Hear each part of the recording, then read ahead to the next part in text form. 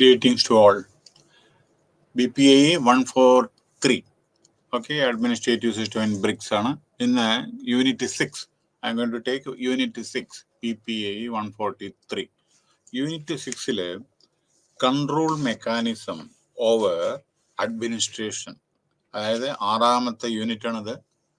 Control mechanism over administration. ഇതിൽ നമ്മൾ cover ചെയ്യാൻ പോകുന്നത് control over administration, need and significance, ആവശ്യം, അതിന്റെ പ്രാധാന്യം, കൺട്രോൾ എന്താണ് കൺട്രോൾ? കൺട്രോൾ എന്നാൽ that is the last function. Actually മാനേജ്മെന്റിൽ അതായത് നമ്മുടെ കൺട്രോൾ ഫങ്ഷൻ ആണ് ഏറ്റവും മോണിറ്ററിങ് ഫങ്ഷൻ ആണ്. അത് വളരെ ഇമ്പോർട്ടൻ്റ് ആണ്. അപ്പൊ ഇതിൽ control over administration, need and significance, control mechanism. എന്താണ് mechanism? Mechanism over administration in Brazil and mechanism over administration in Russia, mechanism over administration in India, mechanism over administration in China, mechanism over administration in South Africa. അപ്പോൾ അതായത് Brazil, Russia, India, China, south ആഫ്രിക്കയിലെ എങ്ങനെ administration control ചെയ്യുന്നത് അത് വളരെ പ്രാധാന്യപ്പെട്ടതാണ്. ഇപ്പം നമ്മുടെ ഇന്ത്യയിൽ തന്നെ നോക്കിക്കോളൂ, എങ്ങനെയാണ് how there are so many law, judiciary ഉണ്ട്, എക്സിക്യൂട്ടീവ് ഉണ്ട്, ലെജിസ്ലേച്ചർ ഉണ്ട്, എല്ലാം. അപ്പോൾ അവരൊക്കെയാണ് ഓരോരോ വിധത്തിലാണ് ഇതെല്ലാം കൺട്രോൾ ചെയ്യുന്നത്. അതിനെ പറ്റിയിട്ടാണ് ഓരോരോ രാജ്യങ്ങൾ, ഈ 5 രാജ്യങ്ങളെ പറ്റിയിട്ടാണ് നമ്മൾ പറയുന്നത്. അതിൽ ഇന്ത്യ ഒന്നുണ്ട്. Okay, so introduction of this unit. നമ്മൾ പണ്ടത്തെ യൂണിറ്റിൽ we had discuss the role of bureaucracy. പറഞ്ഞു ഇന്നലെ. ബ്യൂറോക്രസി ഹാസ് ടു, അത് സിവിൽ സർവൻ്റ് ആണ്, UPSC സെലക്ഷൻ ആണ്. ബ്യൂറോക്രസിയിൽ IPS ആവാം, IAS ആവാം, IRS ആവാം, INDAG, ഇന്ത്യൻ ഓഡിറ്റ് അക്കൗണ്ട് ജനറലൊക്കെ ഇല്ല, നമ്മുടെ ഓഡിറ്റർ ജനറലൊക്കെ, അവര് INDAC, അതായത് Indian audit and account service ആണ്, അതായത് UPSC എക്സാമിനേഷൻ ആണ് അതൊക്കെ. ഓക്കെ, IFS ഉണ്ട്, അതായത് ഇന്ത്യൻ ഫോറസ്റ്റ് സർവീസ് ഉണ്ട്, ഇന്ത്യൻ ഫോറിൻ സർവീസും ഉണ്ട്. Policy making, implementation, analysis. As a learner of public administration, you can appreciate the significance of administrative machinery and its utility for the country's governance. രാജ്യത്തിന്റെ ഭരണത്തിന് bureaucracy എത്രത്തോളം പ്രാധാന്യമാണ്. However, you can also appreciate the fact that alongside the vast functions and powers of the administrative authorities, there is also a need for a system of control over administration so as to protect the interest of a common man and that of the state. In this unit, we will focus on the need and significance of control over administration. ഇപ്പം എന്താണെന്ന് വെച്ചാൽ political administration ആണ് വളരെ strong. എന്താണ് വലിയ വലിയ ആളുകൾ പറയുന്നത് അതെയാണ് സിവിൽ സർവീസിന് ചെയ്യാൻ പറ്റില്ലെങ്കിൽ അവർ അവിടെ നിന്ന് പിടിച്ചിട്ട് ട്രാൻസ്ഫർ ആവും. ഇങ്ങനെയൊക്കെയാണ്. അപ്പോൾ ഞാൻ ഇന്നലെ പറഞ്ഞല്ലോ, അതുകൊണ്ട് അവരുടെ റോള് വളരെ very very very very very significant. Whether they are allowed to function as effective they are, അതൊരു ബിഗ് ക്വസ്റ്റ്യൻ മാർക്കാണ് കേട്ടോ. And control mechanism to each of the BRICS countries. അപ്പോൾ ഓരോ രാജ്യത്ത് ഓരോ വിധാണല്ലോ. അവരെ ഏതായാലും മുകളിൽ ആരാണ്, പൊളിറ്റിക്കൽ ബോസ് ആരാണ്, അവർ പറഞ്ഞ് കേൾക്കേണ്ടി വരും എല്ലാവരും.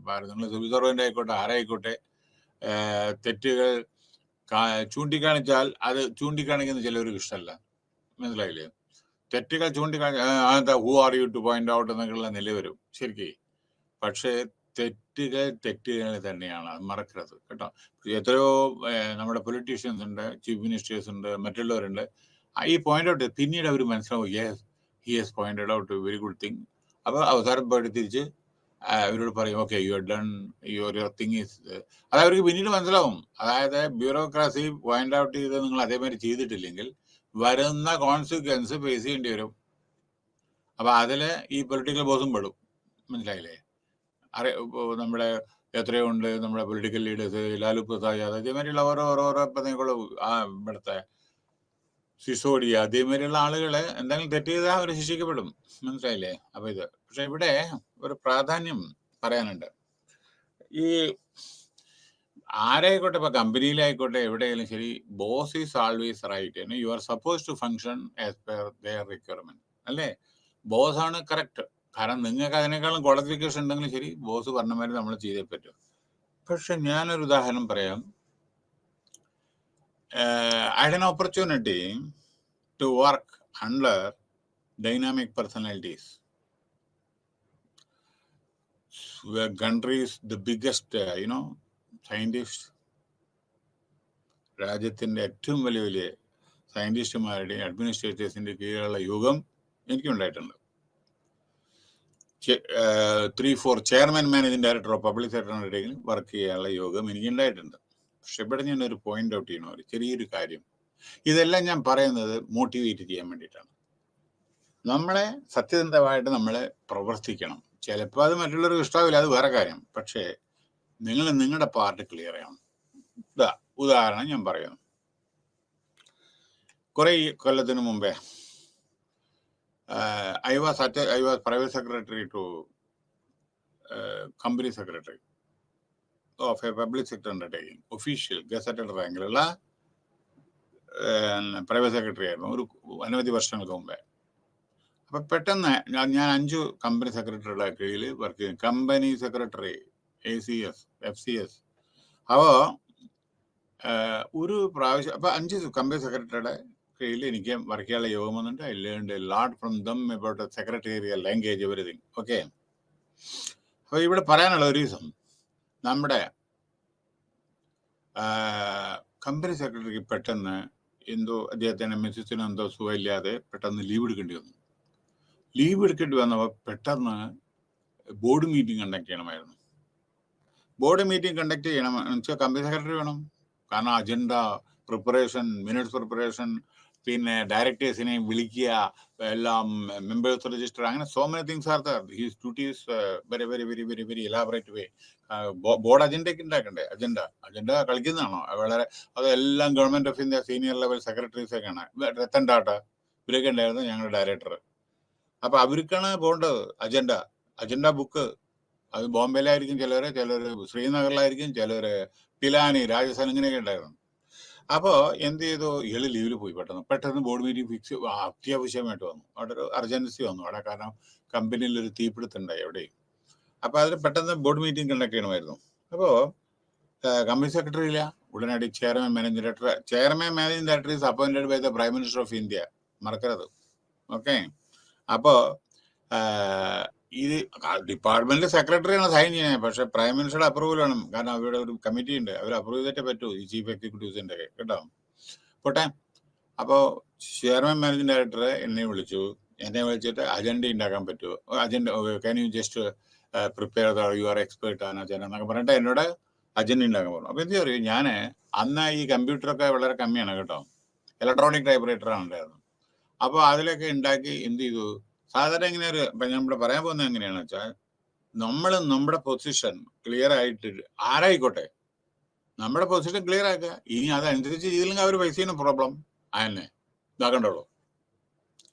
ഓർക്കണം, ചെയർമാൻ മാനേജർ ഞങ്ങളുടെ ഡയറക്ടേഴ്സ് എത്തണ്ടാട്ട പല കമ്പനി ഇതിന്റെ ഇൻസ്റ്റിറ്റ്യൂഷന്റെ ഡയറക്ടേഴ്സ്, അതേമാതിരി ഗവൺമെന്റ് സെക്രട്ടറീസ്, പിന്നെ അങ്ങനെയുള്ള വലിയ വലിയ ആളുകളാണ് ഉണ്ടായിരുന്നത്. നമ്മുടെ യൂണിവേഴ്സിറ്റി പ്രൊഫസേഴ്സ്, പല ഇൻസ്റ്റിറ്റ്യൂഷൻ ഡയറക്ടർ, നാഷണൽ ഇൻസ്റ്റിറ്റ്യൂഷൻ. അപ്പൊ അങ്ങനെയുള്ള സ്ഥലത്ത് ബോർഡ് അജണ്ട ഉണ്ടാക്കി. അപ്പൊ ബോർഡ് അജണ്ടയിൽ എന്താ വരെ അറിയാം, ആദ്യം അറ്റൻഡൻസ് ആണ് സാധാരണ വരെ. അറ്റൻഡൻസ്. രണ്ടാമത് മാറ്റേഴ്സ് അറൈസ്, ഓർമ്മിക്കണേ, point number 2, matters arising out of the earlier meeting. കഴിഞ്ഞ മീറ്റിങ്ങിന്റെ മിനിറ്റ്സിന്റെ ഫോളോ അപ്പ് ആണ് രണ്ടാമത് വരുന്നത്. അതൊക്കെ ഫോർമാറ്റാണ്. പിന്നെ 3, പിന്നെ അജണ്ട ഐറ്റം 1, 2, 3, 4, 5. അത് കഴിഞ്ഞിട്ട് any other matter at the description of the chair. അങ്ങനെയാണ് വരുന്നത്. അതാണ് റൂള് ശരിക്കും. അപ്പം ഞാൻ എന്ത് ചെയ്തു, ഇതേ പ്രകാരമാണ് പ്രിപ്പയർ ചെയ്തു. അതായത് ജസ്റ്റ് ഇങ്ങനെ matters arising out of the minutes എന്ന് പറഞ്ഞിട്ട് അതെല്ലാം ഉണ്ടാക്കി. അതോ എല്ലാം ഉണ്ടാക്കിയതിനു ശേഷം ചെയർമാൻ്റെ അടുത്ത് കാണിക്കാൻ വേണ്ടി പോയി. ഓർക്കണം, മണി 8 PM. ഓർക്കണേ, ഇതുണ്ടാക്കിയിട്ട് രാത്രി 11 മണിക്ക് വണ്ടി പിടിച്ചിട്ട് പോകണം കൽക്കട്ട മേല്. അന്ന് റിസർവേഷൻ ഇല്ല, ഒന്നുമില്ല, അങ്ങനെയുള്ള പ്രശ്നങ്ങളാണ്. കമ്പ്യൂട്ടറൈസേഷൻ ഒന്നുമില്ല. കമ്പ്യൂട്ടറിനില്ലെങ്കിൽ കമ്പ്യൂട്ടറൈസേഷൻ ഉണ്ടാവും. അപ്പോൾ ഞാൻ 8 മണിക്കാണ് മാനേജിംഗ് ഡയറക്ടർ അടുത്ത് പോയിട്ട് പറഞ്ഞു, ഇതെങ്ങനെയാണ് ഇങ്ങനെയാണ്. കണ്ട ഉടനെ ആള് ഷൗട്ട് ചെയ്തു, no no no no no. ഈ ആദ്യത്തെ എന്തെങ്ങനെ, ആദ്യം ഇതല്ലേ നമ്മുടെ അറ്റൻഡൻസ് ഓഫ് മെമ്പേഴ്സ്, അതല്ല ഞാൻ പറഞ്ഞതായിരിക്കണം ആദ്യം എന്ന് പറഞ്ഞ ആള്. അപ്പൊ ഞാൻ പറഞ്ഞു, അല്ല സാറേ അങ്ങനെയല്ല വരും, അതിന്റെ റൂൾസ് ഉണ്ട്. I'm not bothered with the rules. സാറേ ഇത് ഗവൺമെന്റ് റൂൾസ് ആണ്, ഇത് സെക്രട്ടേറിയൽ ഇതിന്റെ ഇതാണ്, ഇങ്ങനെയാണ് വേണ്ടത്. 1, 2, 3 അത് കഴിഞ്ഞിട്ട് രണ്ടാമത്തെ കഴിഞ്ഞിട്ടാണ് സാറിന് അജണ്ട വരാൻ പാടൂ. അങ്ങനെയാണ്. ഞാൻ പറഞ്ഞത് മാതിരി അങ്ങോട്ട് അനുസരിക്കണം, അതാണ്ട് കേൾക്കണം എന്ന് പറഞ്ഞു. അപ്പൊ സാറേ ഞാൻ പറഞ്ഞു 125 അജണ്ട ഉണ്ടാക്കിയിട്ടതാ, ഞാൻ ആദ്യമായിട്ടാണ് ഇത് കാണുന്നത്. അപ്പൊ ഡോണ്ട് ആർഗ്യൂ എന്നൊക്കെ പറയുന്നത്. അപ്പൊ അയാൾ വളരെ ഡൈനാമിക് പേഴ്സണാലിറ്റിയാണ് കേട്ടോ. പക്ഷെ നല്ലൊരു മനുഷ്യനാണ് ശരിക്കും. പ്രോ എംപ്ലോയി ആണ് അയാൾ, അങ്ങനത്തെ ആണ് അയാൾ പ്രത്യേകത. പക്ഷെ എനിക്ക് പറയേണ്ടി ഒന്നല്ല സാറേ, സാറ് പറഞ്ഞത് എന്താ ബുദ്ധിമുട്ടറിയോ, ഇത് മാറ്റണം എന്നുണ്ടെങ്കിലോ രണ്ടാമത് മുഴുവൻ ടൈപ്പ് ചെയ്യണം. കാരണം ഒന്ന് ഇലക്ട്രോണിക് ടൈപ്പ് റൈറ്ററാണ്, അയാൾ പറഞ്ഞത് മുഴുവൻ ആഡ് ചെയ്യണം, പേജ് നമ്പർ മാറും, കംപ്ലീറ്റ് എല്ലാ കണ്ടന്റ്സും മാറും, എല്ലാ ഹെഡിങ്ങും മാറും. എനിക്കാണെന്ന് വെച്ചാൽ അത് കഴിഞ്ഞ് ഫൈനലൈസ് ചെയ്തിട്ട് ബൈൻഡ് ചെയ്യണം, ഫോട്ടോസ്റ്റാറ്റ് എടുക്കണം, രാത്രി പോയിട്ട് അത് കഴിഞ്ഞിട്ട് ബൈൻഡ് ചെയ്തിട്ട് വണ്ടി പിടിക്കണം. എവിടെ? 11 മണിക്ക് 11 ചണ്ഡീഗഡിൽ നിന്ന് വണ്ടി പിടിക്കണം, കൽക്കട്ട മെയിൽ, കാൽക്കാ മെയിൽ പണ്ടിട്ടുണ്ട് ആ വണ്ടി, മനസ്സിലായോ? ഇത് പിടിക്കണം. അപ്പൊ ഇയാള് ചെന്നിട്ട് അമ്മ ഒരിക്കലും സമ്മതിക്കില്ല, പറ്റില്ല, അത് ഞാൻ പറഞ്ഞേക്കും ആദ്യം വരണം. അപ്പൊ സാറേ ഇതിങ്ങനെ നിയമനം പറ്റില്ല എന്ന് പറഞ്ഞാൽ പറ്റണം എന്ന് പറഞ്ഞു ഇയാള്. അപ്പൊ പറഞ്ഞ നിയമങ്ങൾ സാറേ ഇതാണ്, ഞാൻ റിക്വസ്റ്റ്, കാരണം അയാൾ വലിയ ആളല്ലേ. I am not bothered about the rules. Whatever I say, that is rule. അപ്പൊ അങ്ങനെ കുറെ ആർഗ്യുമെന്റ്, ഒരു മണിക്കൂർ ഞാനും അയാളും തമ്മിൽ ആർഗ്യുമെന്റ് ആയി. അവസാനം ഓർക്കണേ, അന്ന് എൻ്റെ മകളുടെ ബർത്ത്ഡേ, എല്ലാവരും ഞാൻ വീട്ടിൽ ക്ഷണിച്ചിട്ടുണ്ടായിരുന്നു പാർട്ടിക്ക്. ഞാൻ ഇവിടെ കിടന്ന് വൈറ്റ് ചെയ്യാണ്. 8 മണിക്ക് ലഞ്ചിന് ഡിന്നറിന് വിളിച്ചെടുക്കുകയാണ് വൈകുന്നേരം എല്ലാവരെയും. ഞാൻ ഇവിടെ കിടന്ന് ചെയർമാനായിട്ട് കിടന്ന് കളിക്കുകയാണ് അവിടെ. അപ്പൊ അവസാനം 9 o'clock ആർഗ്യുമെന്റ് തീർന്നിട്ടില്ല. അയാൾക്ക് എല്ലാം എനിക്കെന്താ വിഷം തൊക്കട്ടെ, റീടൈപ്പ് ചെയ്യണത് കംപ്ലീറ്റ്. എത്ര? 150 പേജ്. ഇത് രണ്ടാമതുണ്ടാക്കണതിന്റെ പേജ് നമ്പർ മാറ്റണം, സീരിയൽ നമ്പർ മാറ്റണം, എല്ലാം മാറണം. പിന്നെ എന്നിട്ട് ഇതെല്ലാം കഴിഞ്ഞിട്ട് അവിടെ കൊണ്ടുപോയിട്ട് ഇത് എത്രയോ ദൂരെ പോയിട്ട് അവിടെ പോയിട്ട് ഇത് ഫോട്ടോസ്റ്റാറ്റ് എടുക്കണം, അത് അവരെ കൺവീനിയൻസ് നോക്കണം, രാത്രി കട അടയ്ക്കുക നോക്കണം, ഇത് കഴിഞ്ഞ് ബൈൻഡ് ചെയ്യണം. അങ്ങനെ വേണം, എന്നിട്ട് വേണം വണ്ടി പിടിച്ച് ഓടാൻ. എത്രയോ ദൂരത്താണ് വണ്ടി, റെയിൽവേ സ്റ്റേഷൻ. അപ്പൊ അങ്ങനെ 9 മണിയായപ്പോ ഐ ലോസ്റ്റ് മൈ ടെമ്പർ. ഞാൻ പറഞ്ഞു, സർ ഐ ഗിവ്, ഇതാണ് ഓപ്പൺനെസ്, മനസ്സിലായോ? ഇത് പറയാനുള്ള കഴിവ് ആണ് വേണ്ടത് ഒരാൾക്ക്, മനസ്സിലായോ? Sir, with great respect, I am just telling you with സാറിന്റെ ഡിഗ്നിറ്റി ഇതെല്ലാം മെയിൻറ്റെയിൻ ചെയ്തിട്ട് ഒരു കാര്യം. I have worked for decades. I have worked under 5 company secretaries. I have prepared more than 125 agenda and minutes also. If you know at least 100%, അതില് ഒരു 20% എങ്കിലും എനിക്ക് അറിയുന്നെങ്കിലും sir കരുതണ്ടേ? ഇത്രയധികം ഞാൻ ഇത്ര വർഷം വർക്ക് ചെയ്തിട്ട്, നിയർലി 3 decades വർക്ക് ചെയ്തിട്ട്, സാർ എടുത്തോളൂ 70% അല്ലെങ്കിൽ 80% എടുത്തോളൂ, 20% എനിക്ക് നോളജ് ഉണ്ടെന്നെങ്കിലും മനസ്സിലാക്കണ്ടേ? അതിനെങ്കിലും ഒരു കൺസെഷൻ തന്നൂടെ സാറേ? No no no no, you have to do according. ഫൈനലും പറഞ്ഞു. അവസാനം എന്തോ പറയണോ ഇതെല്ലാം കഴിഞ്ഞിട്ട് ഞാൻ ബാക്കിയുള്ള കഥയൊന്നും പറയുന്നില്ല കേട്ടോ, ബാക്കിയുള്ള എല്ലാം കഥ. ഇനി ഞാൻ അപ്പൊ വീട്ടിൽ വിളിച്ച് പറഞ്ഞു, കാരണം റെസിഡൻഷ്യൽ ഫോണിൽ പറഞ്ഞു ഞാനിങ്ങനെ എനിക്ക് വരാൻ പറ്റില്ല, അങ്ങനെയാണ്. അപ്പൊ എല്ലാ ഫ്രണ്ട്സിനോടും ഞാൻ മാപ്പ് ചോദിച്ചു, ഇങ്ങനെ ചെറിയൊരു അർജന്റ് പ്രശ്നം ഇതുണ്ട്, എനിക്ക് വർക്ക് ഉണ്ട് കമ്പനിയിൽ, അത് കഴിഞ്ഞിട്ട് നേരിട്ട് വീട്ടിൽ വരാൻ പറ്റില്ല, നേരെ എയർപോർട്ട് പഠിക്കാൻ പോകണം. അന്ന് എയർ സർവീസും ഇല്ല ചണ്ഡീഗഡ്, ഇന്ത്യയിലേ പോകാൻ പറ്റും.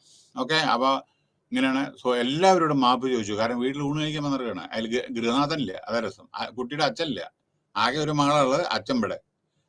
അവിടെ എന്താ പറയേണ്ടത്, ഭക്ഷണം കഴിക്കാൻ. അപ്പൊ അങ്ങനെയില്ല. അവസാനം വല്ലാത്ത ദേഷ്യം എനിക്ക് വന്നു. കാരണം എന്താ വെച്ചാൽ, ഒന്ന് സങ്കടം, മകളുടെ ഇത് അറ്റൻഡ് ചെയ്യാൻ പറ്റുന്നില്ല. ഫസ്റ്റ് ബർത്ത്ഡേ ഓർമ്മിക്കണേ, ഫസ്റ്റ് ബർത്ത്ഡേ, അച്ഛനില്ലാതെ ഫസ്റ്റ് ബർത്ത്ഡേ. അച്ഛൻ അപ്പുറത്ത് വീണു, 1 കിലോമീറ്റർ അപ്പുറത്ത്. എല്ലാവരും വന്നിട്ട് ബലൂൺ പൊട്ടിക്കലും മറ്റേ ഐസ്ക്രീം തിന്നലും മറ്റേതൊക്കെ ആയിരുന്നു. പക്ഷെ ഞാൻ അവിടെ കടന്ന്. അപ്പൊ എന്താ ഞാൻ പറഞ്ഞത് വെച്ചാ, അവസാനം ഞാൻ അയാളോട് പറഞ്ഞു,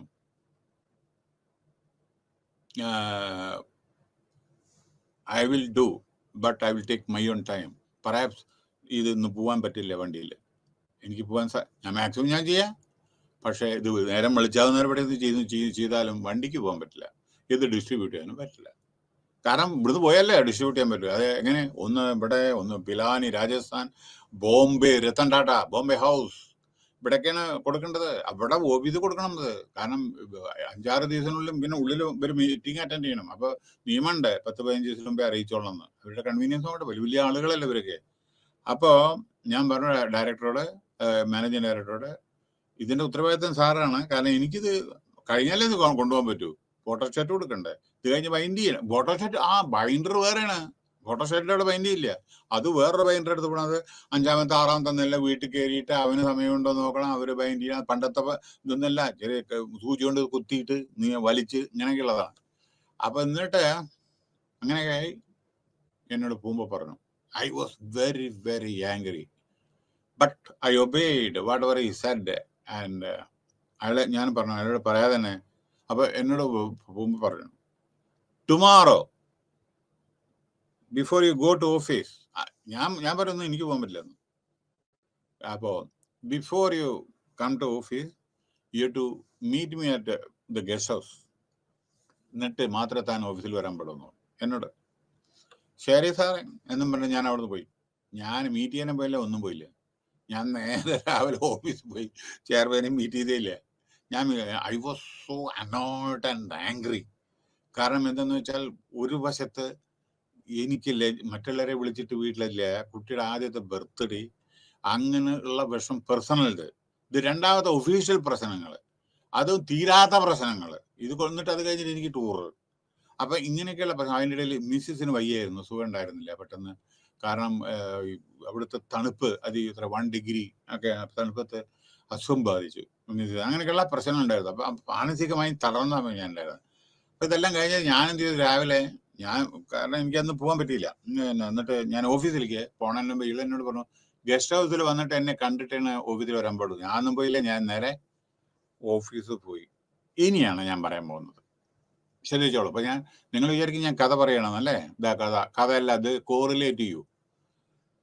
ഞാൻ ഓഫീസിൽ പോയി, ഞാൻ എൻ്റെ ക്യാബിനിലിരുന്നു. അപ്പൊ എനിക്ക് ഐ വാസ് ഹാവിങ് 2 ക്യാബിൻസ്. ഒന്ന് ഇൻഡസ്ട്രിയൽ റിലേഷൻ ഹാൻഡിൽ ചെയ്യാൻ വർക്കേഴ്സിന്റെ ഒരു ക്യാബിൻ, ഒന്ന് പേഴ്സണൽ റിക്രൂട്ട്മെന്റ് എല്ലാം ചെയ്യാൻ വേറൊരു ക്യാബിൻ. രണ്ടും വലിയ ക്യാബിനാണ്. അപ്പൊ ഞാൻ എൻ്റെ ശരിക്കുള്ള ക്യാബിനിൽ പോയിട്ടിരുന്നു. ഉടനാടി ഇയാള് കൃത്യം 9 മണിക്ക് ചെയർമാൻ വന്നു. ഉടനടി പ്രൈവറ്റ് സെക്രട്ടറി വിളിച്ചു, സാർ സാറിനെ ചെയർമാൻ വിളിക്കുന്നു, ചെയർമാൻ മാനേജിംഗ് ഡയറക്ടർ വിളിക്കുന്നു. No, what I'm going to say, kindly remember this. ഇതാണ് മനുഷ്യര്, ഇതാണ് ജീവിതം, ഇങ്ങനെയാണ് വേണ്ടത്. മനസ്സിലായോ? ഞാൻ പോയ സമയത്ത് കണ്ട കാഴ്ച, ഞാൻ അവിടെ വരുന്നുണ്ട്, ഇയാള് വാതിൽ തുറന്നിട്ട് എന്നെ, ചെയർമാൻ മാനേജിംഗ് ഡയറക്ടർ, എത്രയോ വലിയ പൊസിഷനിൽ ഇരിക്കുന്ന ആളെ, എന്നെ കയ്യിൽ ഷോൾഡർ പിടിച്ചിട്ട് അങ്ങനെ ക്യാബിനിലേക്ക് കൊണ്ടുപോയി. ക്യാബിന് അയാളെ ബോർഡ് റൂമിലേക്ക് കൊണ്ടുപോയി. അവിടെ ആന്റി റൂം പറഞ്ഞിട്ട് റൂമുണ്ട്. അവിടെ ആർക്കും പ്രവേശനമില്ല. റെഡ് ലൈറ്റ് കത്തും ആ സമയത്ത്. അവിടെ ആർക്കും പ്രവേശനമില്ല. ആ റൂമിൽ കൊണ്ടുപോയി. You know what he told? I have got a golden heart. അയാൾ പറയാ എന്നോട്, if I commit mistake, it is my duty to apologize. I was having lot of tension yesterday, so I misbehaved with you. I'm sorry, and you are correct. I apologize. അപ്പൊ ഞാൻ പറഞ്ഞു, അയ്യോ സാറേ, അപ്പോളജൈസിന്റെ sir വലിയ ആളാണ്, എന്നോട് അപ്പോഴേക്കും ഞാൻ ചെറിയ ആളാണ്, എന്നെ അപ്പോളജൈസ് ചെയ്തത്, സോറി, അങ്ങനെ സാറ് ചെറുതാവരുത്. നോ നോ, സാറിന്റെ ടെൻഷനിൽ അങ്ങനെ ഞാൻ അംഗീകരിക്കുന്നു. അപ്പൊ no, you are correct, whatever you said that is correct. And afterwards I got, ഞാൻ വളരെയധികം എനിക്ക് ടെൻഷനിലായിരുന്നു പല കാര്യങ്ങളിലെ കമ്പനിയുടെ. ആ ടെൻഷനിലാണ് ഞാൻ നിങ്ങളോട് ഫയർ ചെയ്തതും മറ്റേ ഇതൊക്കെ ഇങ്ങനെ വന്നത്. അതുകൊണ്ട് you know what it did,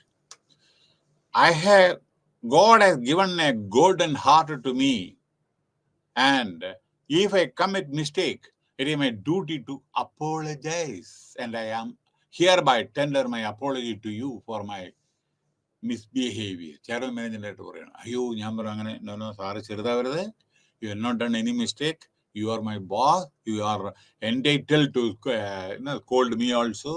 അങ്ങനെ ഇല്ല സാറേ. അടുത്ത സെന്റൻസ് കേൾക്കണം. എന്താണ്?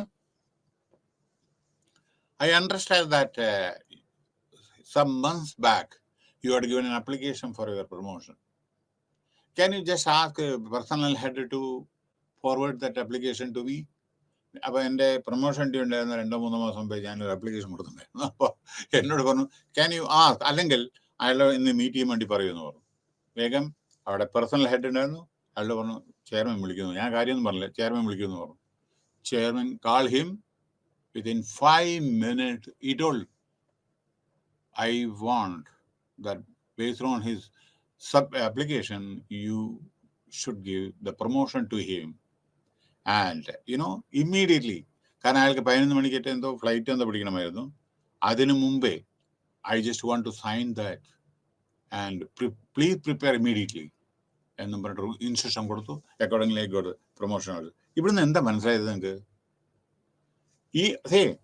I obeyed by my boss also. I expressed my displeasure also. I point out the mistake also. We should not violate the rules. Consequence will be there. It is a violation of the Companies Act, I told. But he was annoyed. He was not agreeing with me. But however, I expressed my, without any reservation, ഞാൻ എൻ്റെ അവതരിപ്പിച്ചു 1 മണിക്കൂർ. അങ്ങോട്ടും ഇങ്ങോട്ടും ഇങ്ങനെ പ്രശ്നങ്ങളുണ്ടായി. പക്ഷെ with great respect, mutual respect ആണ് കേട്ടോ. അല്ലാതെ അടിപിടി അല്ലാതെ ഞാൻ പറയുന്നത് മ്യൂച്വൽ റെസ്പെക്ട്. അപ്പൊ ഫൈനലി ഞാൻ എന്താണ് പറഞ്ഞത്? So sir, you are a very big person, I am a small person. If you know 80% അല്ലെങ്കിൽ 90%, ഐ ആൾസോ നോ 10%, സർ എന്ന് പറഞ്ഞിട്ടാണ് ഞാൻ പിരിഞ്ഞു വിട്ട്. അപ്പൊ അവസാനം എനിക്ക് അയാള് തന്നത് ഇതാണ്, ഓർമ്മിച്ചോളൂ. He realized the mistake which he committed and whatever points I raised and whatever, rest I already told you. അപ്പൊ ഇവിടുന്ന് ഞാൻ പറയാനുള്ളത് എന്താ വെച്ചാൽ, മറ്റുള്ളവർ പറഞ്ഞ് നിങ്ങൾ കേട്ടെ, ഒരു ചീഫ് മിനിസ്റ്റർ, പ്രിൻസിപ്പൽ സെക്രട്ടറി പറഞ്ഞ കേൾക്കണ്ടേ? പക്ഷേ നിങ്ങൾ പറഞ്ഞ് മനസ്സിലാക്കി കൊടുക്കണം, ഇല്ലെങ്കിൽ ഇതിന്റെ ഭവിഷ്യത്തുകൾ ഇപ്പൊ 4 പറഞ്ഞ് നോക്കിക്കോളൂ എന്താണ് സംഭവിക്കുന്നത്. ബാക്കിയൊന്നും ഞാൻ പറയുന്നില്ല. ഓക്കെ, അപ്പൊ ഇങ്ങനെയാണ്. അപ്പൊ you can also appreciate the fact that alongside the vast functions of I'm sorry, ഞാൻ പറയുന്നത് നിങ്ങളെ മോട്ടിവേറ്റ് ചെയ്യാനും സത്യസന്ധതയോടുകൂടി ജോലി ചെയ്യാനും റൈറ്റ് സ്പിരിറ്റില് നമ്മൾ ആരായിക്കോട്ടെ, boss is always right, don't argue, but how are you can express your views with him. Okay, അത് നല്ല വിധത്തിൽ പറയുക, പറഞ്ഞ് മനസ്സിലാക്കി കൊടുക്കുക.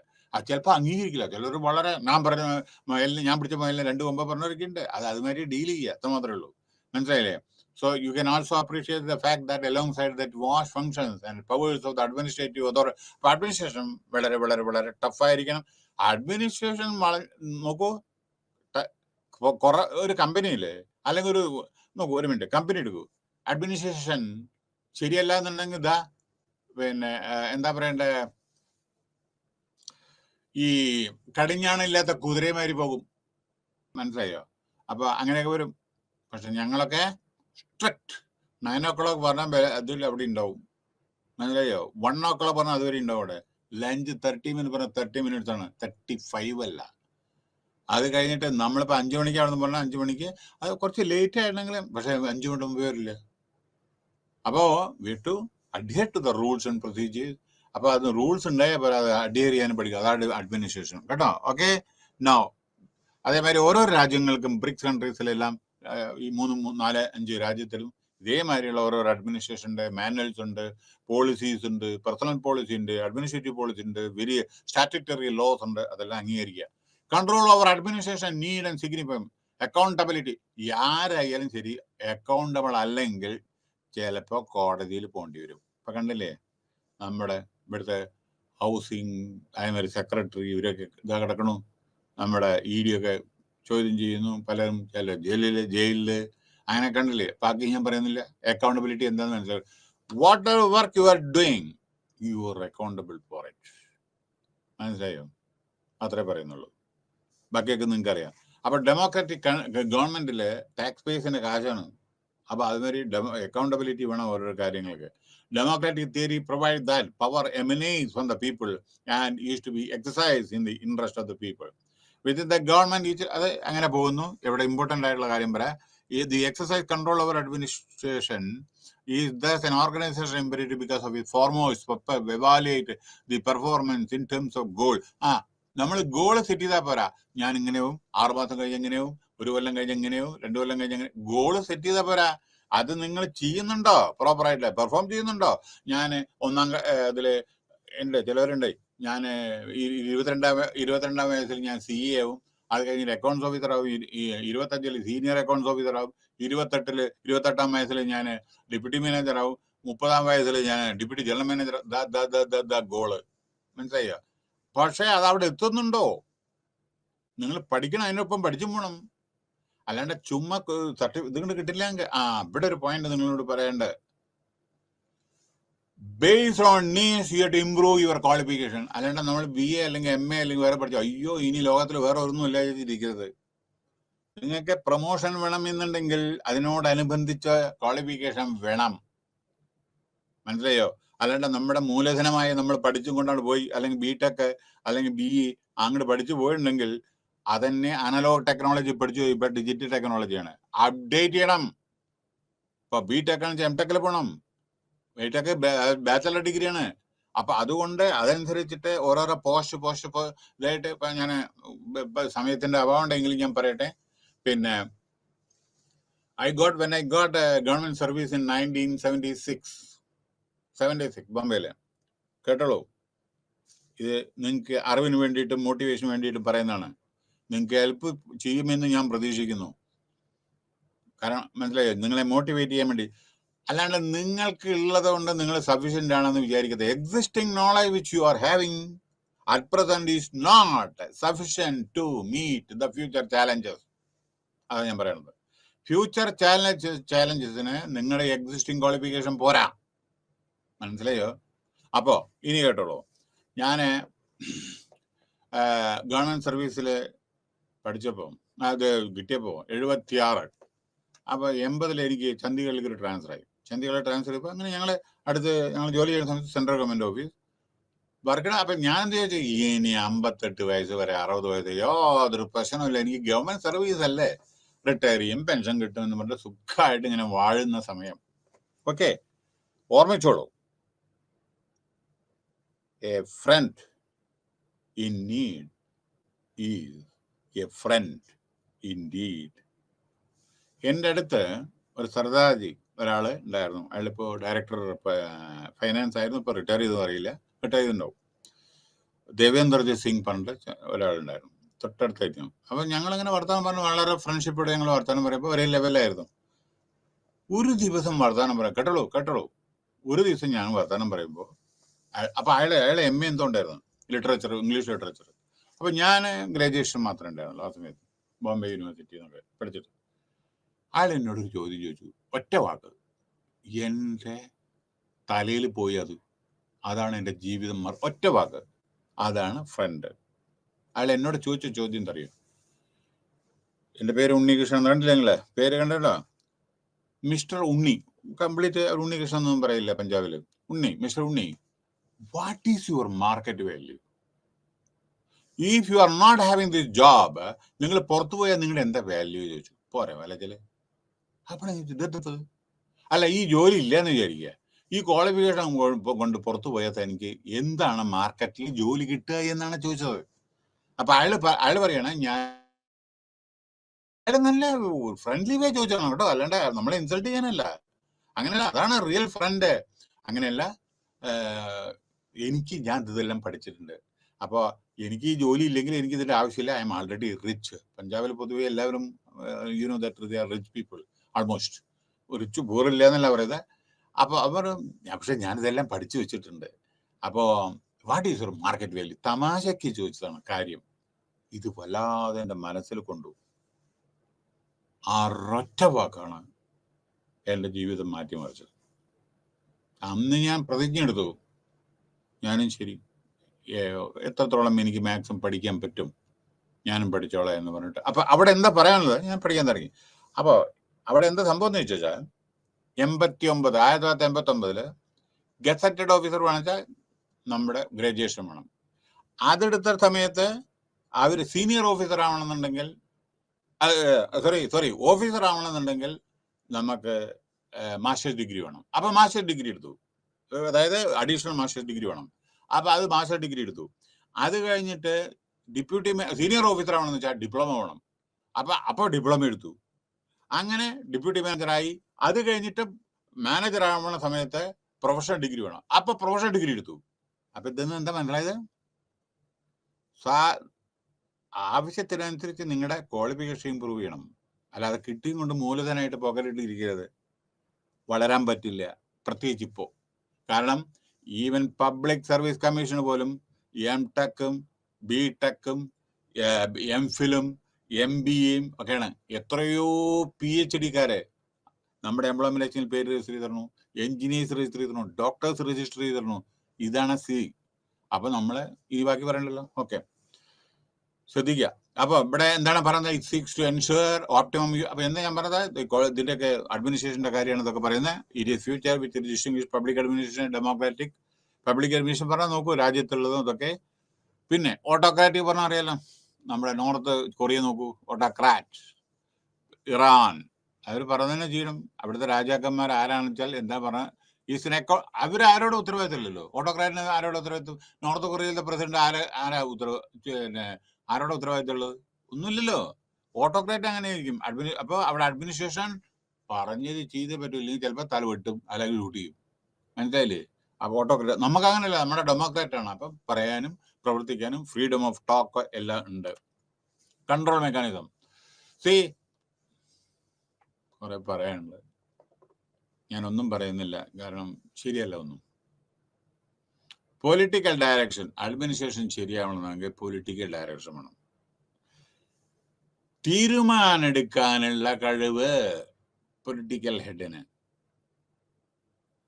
തീരുമാനം വൺ സൈഡഡ് ആവരുത്, ഡെമോക്രാറ്റിക് വേ ആയിരിക്കണം.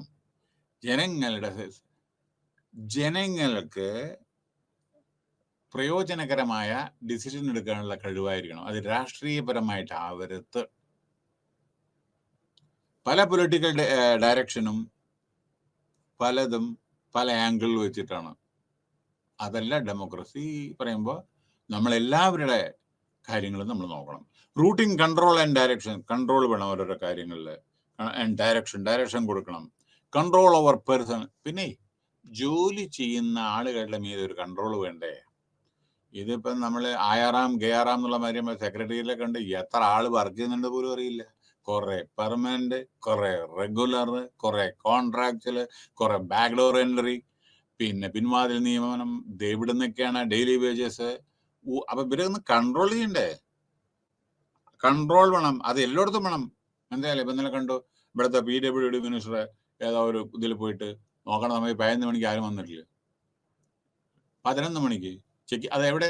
തിരുവനന്തപുരത്ത്. അയാളിരിക്കുന്നതിൻ്റെ അടുത്ത് പോയിട്ട് ചെക്ക് ചെയ്യണു, അറ്റൻഡൻസ് രജിസ്റ്റർ ഒക്കെ നോക്കണം, ആരും വന്നിട്ടില്ല അവിടെ. അപ്പൊ ഫൈനാൻഷ്യൽ മാനേജ്മെന്റ് ആണ്. അയ്യോ എൻ്റെ കാശില്ലേ, ഞങ്ങളുടെ കാശില്ല. അല്ല, യു ഹാവ് ടു കൺട്രോൾ. ഞങ്ങളുടെ കാശില്ല, നമ്മുടെ ട്രഷറിയില്ലേ, നമ്മുടെ പൂച്ചക്കുട്ടി പ്രസവിച്ച് കിടക്കുകയാണെന്ന് പറഞ്ഞിടത്തും കാര്യമില്ല. You have to effectively manage the existing resources and how you are spending money. There lies your the capability. മനസ്സിലായോ? അപ്പൊ ചോദിച്ചാൽ നമ്മുടെ എയ്ഡ് വർക്കേഴ്സ്, HIV ഇത് ക്ഷയരോഗികള്, നമ്മുടെ വിധവകള്, ഇവർക്കൊക്കെ ഈവൻ ഡിസംബർ വരെ, നവംബർ വരെ എന്താണ് ഇത് കൊടുത്തിടണേ. അത് കഴിഞ്ഞിട്ട് കൊടുത്തിട്ട് പോലും ഇല്ല. പാവങ്ങൾക്ക് ജീവിക്കാൻ നിവൃത്തിയില്ല. അങ്ങനെ പൈസ ഇല്ലാണ്ട് ബുദ്ധിമുട്ട്. പക്ഷേ ആവശ്യമില്ലാത്ത ഇന്ന് തന്നെ കണ്ടു എത്രയോ ആൾക്ക് ലഞ്ചോ എന്തൊക്കെയാ ഹോസ്റ്റ് ചെയ്യണു. ഇവിടുന്നൊക്കെ വന്ന ആളുകൾക്ക് എത്രയോ ഇത് ഹോസ്റ്റ് ചെയ്യുന്നു. അതിലൊരു ഭാഗം, ഒരു ശതമാനം പോലും തോന്നുന്നത് നമുക്ക് എന്തിനാ പറയുന്നത്? അപ്പൊ ഈ പ്രോപ്പർ ഫൈനാൻഷ്യൽ കൺട്രോള് ഇല്ല എങ്കിൽ ബാക്കി പറയണ്ടല്ലോ. എന്താന്ന് പാകിസ്ഥാന്റെ സ്ഥിതി, എന്നാന്ന് അഫ്ഗാനിസ്ഥാന്റെ സ്ഥിതി നമ്മൾ വിചാരിക്കരുത്. കാരണം എനിക്കും അതെ, വാട്സപ്പിലൊക്കെ ഇങ്ങനെ കുറെ വരാറുണ്ട്. നമ്മൾ വലിയ ആളുകളാണ്, നമ്മൾ ഇതാണ്, നമ്മൾ വളരെ സ്ട്രോങ്. വിചാരിക്കരുത് അങ്ങനെ, കേട്ടോ. ഞാൻ പറയട്ടെ, കേരളത്തിൽ ഇപ്പോഴത്തെ, ഞാൻ കുറച്ച് മുമ്പേ I was just going to study centre and taking assignment for evaluation. ഒരാൾ എന്നോട് പറഞ്ഞു, അയാളെ അഡ്വക്കേറ്റ് ആണ്, എന്നോട് പറഞ്ഞു നമ്മളെല്ലാം പറയാം നമ്പർ 1 ആണ്, നമ്മൾ എഡ്യൂക്കേഷനിൽ കേരളം നമ്പർ 1. അതിന് വട്ടപൂജയാണ്. വെറും പ്രൈമറി സ്കൂളിൽ മറ്റേ ഇത് പഠിച്ചാൽ മതി, 10ാം ക്ലാസ് പഠിച്ചാൽ മതി. അപ്പൊ ഇന്നലെ ഞാൻ പറഞ്ഞില്ലേ, അത് കഴിഞ്ഞിട്ട് എന്താ ചെയ്യണം? Where are you standing? Higher എഡ്യൂക്കേഷനിൽ എവിടെ നിൽക്കണം നമ്മള്? You ask yourself. ഞാൻ എന്തുകൊണ്ടാണ് പറഞ്ഞത്? അതോറിറ്റിയോടെ ഞാൻ പറയുന്നത്, എത്രയോ ആയിരക്കണക്കിന് കുട്ടികളെ പഠിപ്പിച്ച ആളാണ് ഞാൻ. അതുകൊണ്ടാണ് ഞാൻ പറയുന്നത് അവരുടെ സ്റ്റാൻഡേർഡും നിങ്ങൾക്കൊന്നും ഇല്ല എന്നല്ല ഞാൻ പറയുന്നത്. അവരുടെ സ്റ്റാൻഡേർഡും അതെന്തൊക്കെ അവരുടെ എഴുത്ത് അതേമാതിരി ഇതൊക്കെ ഉണ്ടല്ലോ. ഇപ്പൊ പിന്നെ സോഷ്യൽ മീഡിയ വെറും സെല്ലിൽ മാത്രമേ ഉള്ളൂ, റൈറ്റിംഗ് ഹാബിറ്റ് ഇല്ല, റീഡിങ് ഹാബിറ്റ് ഇല്ല, അങ്ങനെയൊക്കെയാണ്. അപ്പൊ എന്താ ഞാൻ പറയുന്നത്, അപ്പൊ നോളജ് എങ്ങനെ ഇമ്പ്രൂവ് ചെയ്യാൻ? You know that which is the most educated city in India? Chandigarh. ഇവിടെ നമ്മുടെ ഉണ്ട് എഡ്യൂക്കേഷൻ പറഞ്ഞ തോൽപ്പിക്കാതെ 10ാം ക്ലാസ് പാസ്സാവലും 12ാം ക്ലാസ് അല്ല എഡ്യൂക്കേഷൻ, മറക്കരുത്. എഡ്യൂക്കേഷൻ ശരിയാണ്, നമ്മുടെ നല്ലതാണ്, കുഴപ്പമില്ല, ഞാൻ അതിനെ പറ്റിയിട്ടല്ല പറയാം. Then what about after 12th? What is your, where are you standing in competitive examination? എത്ര സിവിൽ സർവീസ് ഉണ്ട് നമ്മുടെ ഇവിടുത്തെ?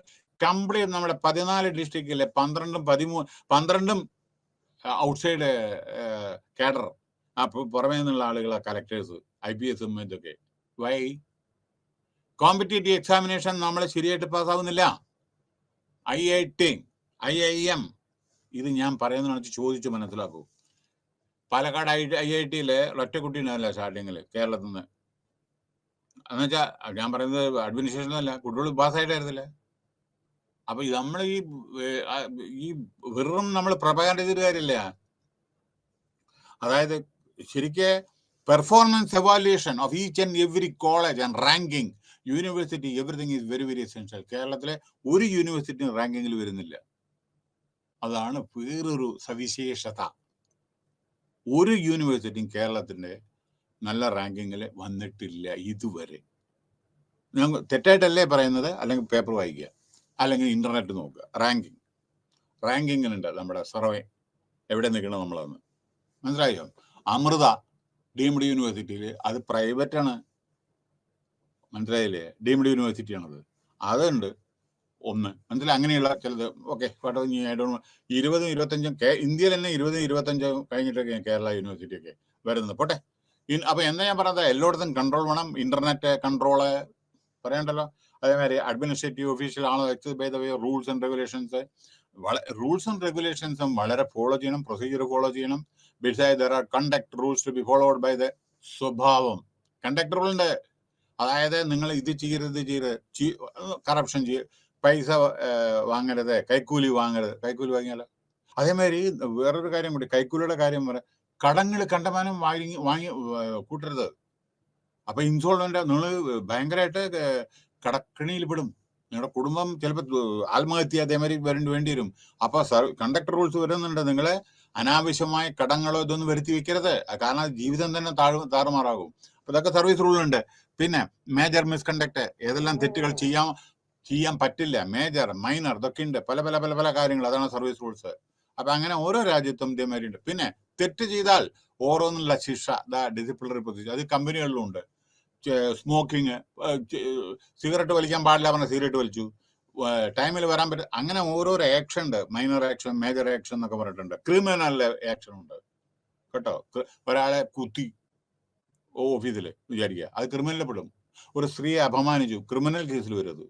അല്ലാണ്ട് മേജറും മൈനറിലും അല്ല, ക്രിമിനലാണ് അത് കേട്ടോ. അടുത്ത് ലെജിസ്ലേറ്റീവ് കൺട്രോൾ. നമ്മുടെ അസംബ്ലിയും അതേമാതിരി മറ്റേ പാർലമെന്റും അറിയാലോ, ബഡ്ജറ്റ്, അതേമാതിരി പ്രൈം ഫംഗ്ഷൻ ഓഫ് എല്ലാ രാജ്യത്തും ഉണ്ടത്. Modern day legislator most of എല്ലാ രാജ്യത്തും ഉണ്ടോ ലെജിസ്ലേറ്റീവ് കൺട്രോള്. അതല്ലേ ഹൗസ് ഓഫ് കോമൺസ് ബ്രിട്ടനിലുണ്ട്, അമേരിക്കയിലുണ്ട്, എല്ലാം ഉണ്ട്, എല്ലായിടത്തും ഉണ്ട് ഇത് നമ്മുടെ സഭകള്. Okay, is more effective compared to. അപ്പൊ അവരൊക്കെയാണ് നിയമങ്ങൾ ഉണ്ടാക്കണേ, defining the broad objectives administration. അവരൊക്കെയാണ് അത് അതിന്റെ അടിസ്ഥാനത്തിലാണ് അഡ്മിനിസ്ട്രേഷൻ ഉണ്ടാക്കുന്നത്. ഇപ്പൊ നോക്കൂ, ഏപ്രിൽ 1 മുതൽക്ക് വാട്ടർ ചാർജ് കൂടും, ഇലക്ട്രിസിറ്റി ചാർജ്. അസംബ്ലിയാണ് തീരുമാനിച്ചത്, പക്ഷേ അഡ്മിനിസ്ട്രേഷൻ അത് ഇംപ്ലിമെന്റ് ചെയ്യണം, സെക്രട്ടറീസ് പോരെ. അതാണ് റൂൾ ഉണ്ടാക്കുന്നത് അസംബ്ലി പാർലമെന്റും. പക്ഷേ സെക്രട്ടറീസും മറ്റുള്ളവരാണ് ഇതെല്ലാം അഡ്മിനിസ്ട്രേറ്റ് ചെയ്യേണ്ടത്. So defining the broad objective of the administration and providing the അതിനൊക്കെ ഓരോന്നിനും പൈസ അലോട്ട് ചെയ്യണമല്ലോ, പറഞ്ഞാൽ പോരല്ലോ. നമ്മൾ അങ്ങനെ ചെയ്യും ഇങ്ങനെ ചെയ്യും അതൊക്കെ ആനചനം എന്നൊക്കെ പറഞ്ഞിട്ട് ചെയ്യും. എന്നിട്ട് അവസാനം ഫണ്ട് അലോട്ട് ചെയ്യണ്ടേ? ഫണ്ട് അലോട്ട് ചെയ്തിട്ടുണ്ടോ? ഫണ്ട് വേണ്ടേ ഓരോ കാര്യത്തിന്? ഇപ്പൊ KSRT ഹാഫാണ് സാലറി കൊടുത്തിരുന്നത് കഴിഞ്ഞ മാസം. വണ്ടി ഓടിക്കണ്ടേ? ആ മനുഷ്യൻ, ഒരു ഡ്രൈവറ് ഈ ഇതിലൊക്കെ പോണ സമയത്ത് അവന്റെ മൈൻഡ് എന്തായിരിക്കും എന്ന് ആലോചിച്ച് നോക്കൂ. കാരണം അവന്റെ വീട്ടില് അസുഖം ബാധിച്ച അച്ഛനും അമ്മയും ഉണ്ടായിരിക്കും, ഭക്ഷണം കഴിക്കാനുണ്ടാവില്ല, ഡെയിലി വേജസ് ചിലപ്പോൾ കോൺട്രാക്ട് ലേബർ ആയിരിക്കും. അതൊന്ന് ആലോചിച്ചാൽ മതി നിങ്ങൾ. അപ്പോൾ to pay the salary also, ഇതൊക്കെ അഡ്മിനിസ്ട്രേഷൻ പെട്ടതാണ്. Ultimately accountable to the leg. നിയമങ്ങളുണ്ട് ഓരോന്ന്. ഈക്വൽ പേ, അതേമാതിരി സാലറി കൊടുക്കേണ്ട ദിവസം നിങ്ങൾ ഇന്ന ദിവസം 1000 മീതെ ആളുകളാണ് ഉണ്ട് എന്നുണ്ടെങ്കിൽ 10ാം തീയതിക്ക് ഓൺ ഓർ ബിഫോർ 10th. 1000 താഴെയാണെന്ന് വെച്ചാൽ 7ാം തീയതിക്ക് കൊടുക്കുന്നുണ്ടോ? Routine activities of bureaucracy are also open to the legislative scrutiny. ഇത്രയും 3 മാസമായിട്ട് ശമ്പളം കിട്ടുന്നവരുണ്ട് ചിലർ കേട്ടോ. The practice of legislative. അപ്പൊ ഈ നിയമങ്ങളുണ്ട്, പക്ഷെ അത് ചിലപ്പോൾ സാമ്പത്തിക വിഷമം കൊണ്ട് നമുക്ക് ചെയ്യാൻ പറ്റുന്നില്ല. വിഷമങ്ങളുണ്ട് പല വിധത്തിലും. It may mean A general political. ഇത് എല്ലാവരും പറഞ്ഞ് നമ്മൾ രാഷ്ട്രീയമായിട്ട് എടുക്കരുത് കേട്ടോ. നടക്കുന്നു, നിങ്ങൾക്ക് അറിയാവുന്ന കാര്യമാണ്, അതാ ഞാൻ പറയുന്നത്. Okay, it may mean A general political control or A detailed exam. ഇത് എല്ലാ സ്ഥലത്തും എല്ലാ സമയത്തും ഉണ്ടത്. അപ്പോൾ നമ്മൾ ഫോളോ അപ്പ് ചെയ്യണം, എക്സാം ചെയ്യണം. ഗവൺമെന്റ് ആക്ടിവിറ്റീസിൽ നമ്മൾ ഓരോരോ കാര്യം വേണ്ടതും വേണ്ടാത്തതും കൂടി തിരിച്ചറിയണം. അല്ലാണ്ട് എത്രയോ വേണ്ടാത്ത വേസ്റ്റ് ആയിട്ടുള്ള പല കാര്യങ്ങളുണ്ട്. ഒരു മന്ത്രിക്ക് എന്തിനാ 24 സപ്പോർട്ടിങ് സ്റ്റാഫ്? പറയും എന്തിനാ? നമ്മുടെ യൂണിയൻ ക്യാപിറ്റലില് 13 ആളാണ് മാക്സിമം. മനസ്സിലായോ? Union cabinet minister, central government. ആ സ്ഥാനത്ത് ഇവിടെ 24, 20ഒക്കെയാണ്. ഒരു പണിയില്ലാത്ത ആൾക്ക്. ചീഫ് വിപ്പിന് എന്ത് പണിയാ? അയാൾക്കുണ്ട് 20 ചീഫ് വിപ്പ് ഒരു ജോലിയില്ലാത്ത ആളാണ്.